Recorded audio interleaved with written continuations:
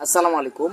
আমার হাতে দেখতেছেন কিছু খড় দিয়ে আমি একটা বন্দা বান্ধা নিছি। কেন বান্ধা নিছি? আমার পিছনে দেখেন জারা গাছ আছে, এগুলো একটু লম্বা হয়ে গেলেই এগুলোর ভিতরে বল্লা বেঙ্গুলে বাসা বাঁধে।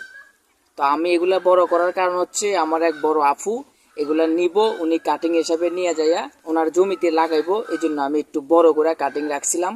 কিন্তু দুঃখের বিষয় হলো আমি গত 2-3 দিন আগে একটা বল্লার বাসা ভেঙেছিলাম, কিন্তু আজকে তারা কাটতে এসে আরেকটা বল্লার বাসা দেখছে, অলরেডি একজনকে কামড় দিছে। এই জন্য আমি আজকে দোকান থেকে এসে আমি এখন ভাঙতে আইছি।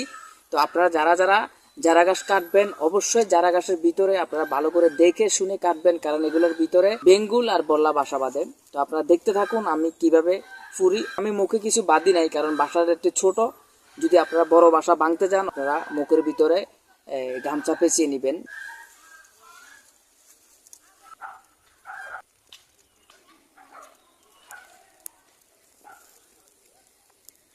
আপনারা যখন বল্লার বাসা ফুরবেন তখন অবশ্যই গামছা বা কাপড় মুখে পেঁচিয়ে নেবেন আর সতর্কতার সাথে ফুরবেন।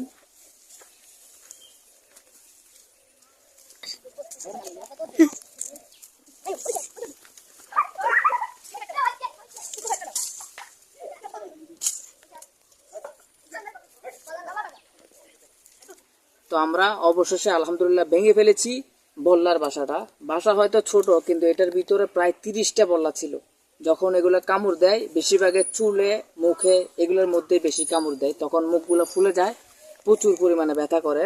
মুখে কামড় দিলে মুখগুলা প্রায় 2 দিন ধরে ফুলে থাকে। মুখে কাপড় বা গামছা পেঁচিয়ে এগুলো ভাঙবেন। সবাই আমার জন্য দোয়া করবেন। সবাই ভালো থাকবেন, সুস্থ থাকবেন। আল্লাহ হাফেজ।